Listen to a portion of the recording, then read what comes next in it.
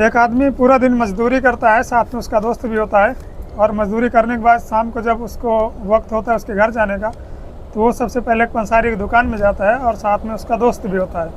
और वो पंसारी से जाके बोलता है कि मुझे कुछ भुने हुए चने चाहिए, क्या चने मिलेंगे? दरअसल वो एक साथ 3-4 चीज़ों की डिमांड कर देता है। तो दुकानदार बोलता है कि आप परेशान क्यों होते हो, आपको चने मिल जाएंगे, वो भी अच्छे क्वालिटी के मिलेंगे, भुने हुए। दरअसल वो आदमी बोलता है कि मेरी पत्नी की तबीयत ख़राब है, जिसकी दवा बनाने के लिए मुझे भुने हुए चने की ज़रूरत है, तो मुझे अच्छे से अच्छे चने दिए जाएँ। दरअसल ये चने जब वो घर पे लेके जाता है ये आदमी, इसके घर में जो भी चने खाता है उसकी मौत हो जा रही थी, चाहे वो बच्चा खाए या फिर उसके घर में कई और भी ऐसे सदस्य होते हैं जो कि उस चने को खाते हैं और उनकी सबकी मृत्यु हो जाती है। तो और ये खबर जब पूरे गांव वालों को पता चलती है तो किसी को भी यकीन नहीं हो रहा था कि आखिर चने खाने से किसी की मौत कैसे हो सकती है। तो दरअसल आज जो मैं आपको सच्ची घटना सुनाने जा रहा हूँ वो सच्ची घटना उत्तर प्रदेश के ज़िला बुलंदशहर, थाना नरसैना, गांव मोहम्मदपुर बड़वाला। यहाँ पे 24 नवंबर 2024 को रात 9 बजे एक घर होता है जिसमें नरेश होता है, वो मुखबिर होता है, यानी कि बौरा रहता है। उसकी पत्नी का नाम होता है कविता, जो कि विकलांग होती है। उनका एक हाथ नहीं होता है, एक हाथ किसी चीज़ से कट गया था या कुछ हो गया था, लेकिन वो भी विकलांग होती है। उनका एक बच्चा होता है जिसका नाम होता है लवयांश, प्यार से सब घर में उसे गोलू गोलू कहते हैं। उसकी उम्र होती है 7 वर्ष।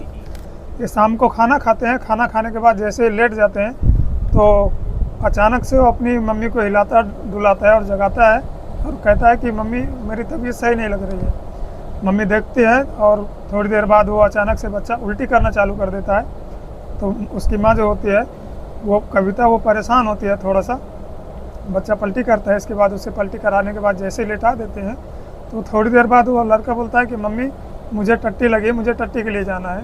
तो उसकी मम्मी उसे उठाती है कविता, लवियांश को, और लेके जाती है बाहर, टट्टी कराती है। टट्टी करा के बाद वापस जैसे ही अंदर आती है उस बच्चे को खून की पलटियाँ होने लगती हैं। जैसे ही बच्चा खून की पलटियाँ करने लगता है तो अब नरेश, कविता, ये दोनों परेशान होने लगते हैं। जो नरेश है लड़के का पापा, वो तो बौरा है, वो कुछ बोल नहीं सकता, सिर्फ देख सकता है और महसूस कर सकता है कि उसके बच्चे को कोई समस्या है जिससे कि परेशान हो रहा है। उसकी माँ है, एक हाथ से जो कर सकती है वो करती है और रोने लगती है और परेशान होती है। तभी अचानक से उसका ध्यान जाता है अपने पड़ोस में जो एक घर होता है, उसके ससुर के सगे भाई का घर होता है, कि उसके घर से रोने की और सिसकने की आवाज़ें आ रही थी, थोड़ा तेज़ी। तो जब वो वहाँ पे झांक के देखती है तो वो जो घर होता है पड़ोस में, उसका नाम होता है कलुआ सिंह। उम्र होती है उसकी 50 वर्ष। उसकी पत्नी होती है जोगेंद्र देवी, उसकी उम्र होती है 45 वर्ष। उसकी एक बेटी का नाम होता है शिवानगी, जिसकी उम्र होती है 10 वर्ष। दरअसल जैसी कंडीशन इनके बालक की थी, सेम टू सेम वही कंडीशन उन तीनों की भी थी। ये सब के सब एक साथ होते हैं, तुरंत एक गाड़ी की व्यवस्था करते हैं, गाड़ी में चारों लोग को बिठा के लेके जाते हैं नज़दीकी गांव में जो एक डॉक्टर होता है।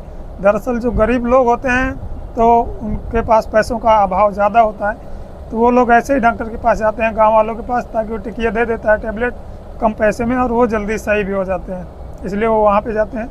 जैसे ही डॉक्टर के पास जाते हैं, डॉक्टर अपना उपचार करने के लिए चालू ही करता है कि वो साफ जवाब दे देता है और कहता है कि आप इनको बड़े हॉस्पिटल में ले जाएं, यहाँ पे इनका इलाज मैं नहीं कर पाऊँगा।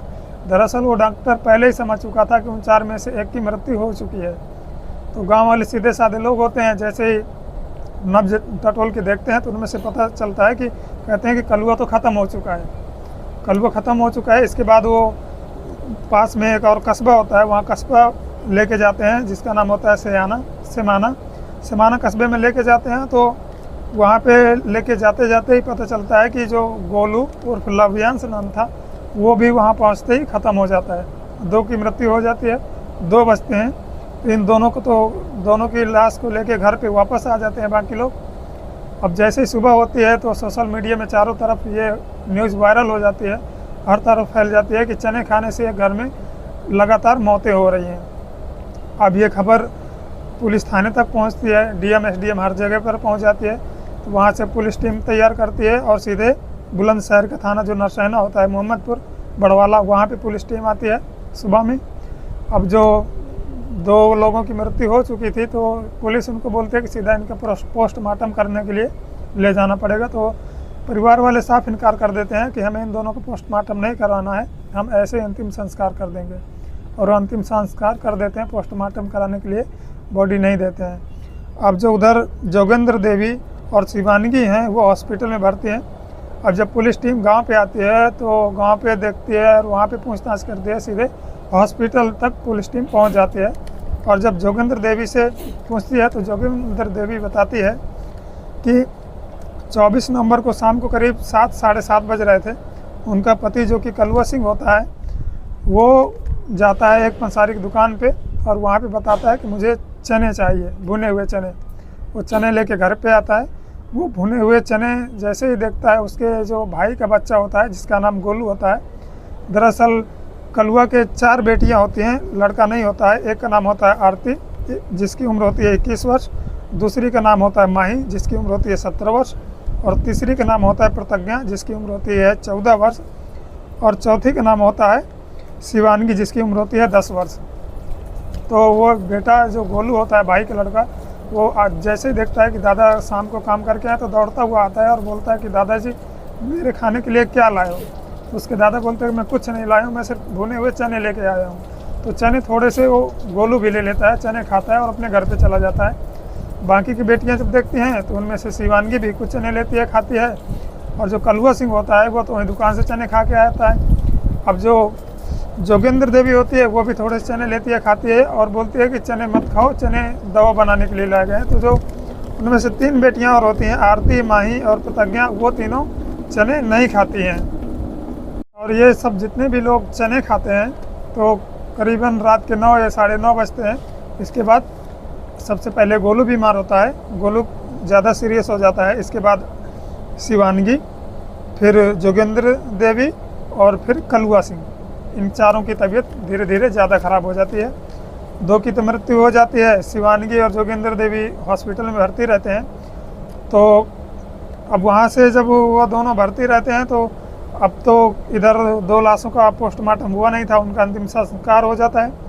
लेकिन शिवानगी की तबीयत धीरे धीरे सही हो जाती है, वो सही हो गई, लेकिन जोगेंद्र देवी की भी मृत्यु हो जाती है। अब पुलिस कोई भी रिस्क लेना नहीं चाहती थी, इसलिए पुलिस ने सीधा साफ बोल दिया कि हम जोगेंद्र देवी की पोस्टमार्टम रिपोर्ट कराएंगे और उस रिपोर्ट से पता चलेगा, आखिर देखेंगे कि मृत्यु कैसे हुई है, चने खाने से हुई है या किसी और चीज़ से। हाँ, और जोगेंद्र देवी ऐसा भी बताती है कि चने खाने के बाद उसके घर में आलू और शिमला मिर्च की सब्ज़ी बनी थी, जो कि सब लोग खाने के बाद लेटे थे और फिर रात में 9 साढ़े 9 बजे तबीयत ख़राब होती है। तो पुलिस ने जोगेंद्र देवी की जो बॉडी थी उसको पोस्टमार्टम के लिए भेज दिया। जब पोस्टमार्टम की रिपोर्ट आती है तो उसमें पता चलता है कि कुछ भी पता ही नहीं चलता है कि मृत्यु कैसे हुई है। अब उसको जो है फॉरेंसिक लैब में भेजा गया है। फॉरेंसिक लैब से जैसे ही रिपोर्ट आएगी तब पता चलेगा कि आखिर इन 3-3, 4-4 लोगों की मौत का आखिर सही कारण क्या था। बाकी जो उनकी 4 बेटियां हैं, उनके माता पिता ख़त्म हो चुके हैं। अब उन चारों की परवरिश कौन करेगा, उनकी देखरेख कौन करेगा, उनकी शादी जो भी है, पढ़ाई लिखाई, ये सब कौन करेगा, ये बड़ी समस्या की बात है। डिप्टी सीएम जब रिपोर्ट सौंपते हैं तो उससे साफ कुछ पता ही नहीं चलता कि आखिर चने खाने से मृत्यु होती है या फिर किसी और कारण से। तो दोस्तों, इस घटना को सुनाने का मकसद किसी को दुख पहुंचाना या किसी को परेशान करना नहीं है। इस घटना को सुनाने का मकसद सिर्फ और सिर्फ यही है कि आप सतर्क रहें, सावधान रहें, सचेत रहें। कुछ भी बाज़ार से अगर आप सामान लाते हैं तो उसे धोएं, साफ़ करें, इसके बाद ही खाएँ। दोस्तों, अगर वीडियो पसंद आए तो लाइक करें और जो भी आपके मन में कुछ सवाल हो तो आप कमेंट ज़रूर कर दिया करें। बाकी मिलते हैं फिर किसी नेक्स्ट वीडियो में, तब तक के लिए जय हिंद।